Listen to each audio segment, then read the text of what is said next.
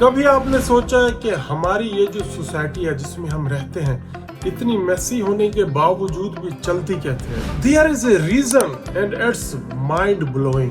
سوشیالوجسٹ کہتے ہیں کہ سوسائٹی ایک ہیومن باڈی کی طرح کام کرتی ہے. اگر اس ہیومن باڈی کو 4 حصوں میں تقسیم کیا جائے تو سوسائٹی کے 4 فنکشن بنتے ہیں.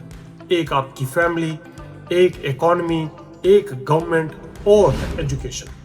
تو یہ ساری 4 چیزیں باڈی پارٹس کی طرح، ہیومن آرگنز کی طرح کام کرتے ہیں. اگر ہم فیملی کی بات کریں تو وہ دل کی طرح ہوتی ہے جس کے اندر احساس ہوتی ہے، فیلنگز ہوتی ہے، محبت ہوتی ہے، ایموشنز ہوتے ہیں.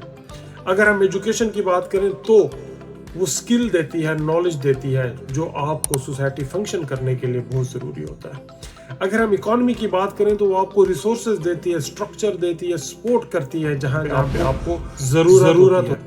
پھر اس کے بعد گورنمنٹ کا رول آتا ہے رولز، ریگولیشن اور کنٹرولنگ کے حوالے سے، جو سوسائٹی کے لیے بہت امپورٹنٹ ہے. اگر باڈی کا ایک آرگن فیل ہو جاتا ہے تو اس کا اثر پوری باڈی پہ پڑتا ہے. سیم سوسائٹی کا فنکشن کا بھی اثر پوری سوسائٹی کے اوپر پڑتا ہے. اگر دیکھیں 1 منٹ کے لیے سوچیں گے ایجوکیشن سوسائٹی سے نکال دی جائے تو دیکھیں سوسائٹی کتنی کمپرومائزڈ ہو جائے گی. لرننگ، سکل ڈیولپمنٹ، نالج، ہر چیز سٹاپ ہو جائے گی. اس کا بہت زیادہ اثر پڑے گا. اگر اکانومی کو اگر فوکس نہ ہو سوسائٹی کے اندر تو دیکھیں لوگ زیادہ سٹریسڈ فیل کریں گے. انفلیشن ہوگی، پرائس کنٹرول نہیں ہوگا، آپ کی پوری سٹریم لائن نہیں ہوگی، فائنینشل سٹرکچر ڈسٹرب ہو جائے گا آپ کی اکانومی کا.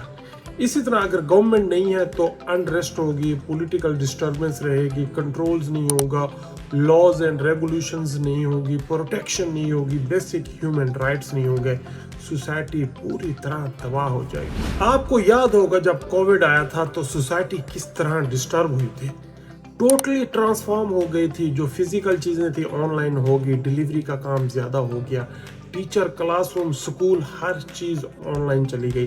لوگ خود مینٹور ہو گئے، اپنے بچوں کے اپنے ایشوز کے اوپر زیادہ فوکس کرنے لگ گئے اور ایک نیو نارمل کی طرف موو ہونا شروع ہو گئے. تو اس صورت میں سوسائٹی تب ہی چل سکتی ہے جب ہر باڈی کا آرگن اپنا اپنا فنکشن پلے کر رہا ہو، باڈی کا ہر پارٹ اپنی کنٹریبیوشن دے رہا ہو. ایجوکیشن اپنی کنٹریبیوشن دے رہا ہے، ہیلتھ کیئر اپنی کنٹریبیوشن دے رہا ہے، اکانومی اپنی کنٹریبیوشن دے رہی ہے، فیملی اپنی کنٹریبیوشن دے رہی ہے، ہم انڈیویجول اپنی کنٹریبیوشن دے رہے ہیں کسی نہ کسی شکل میں، اور گورنمنٹ ان ساری چیزوں کو مانیٹر کر کے سٹریم لائن کرتی ہے.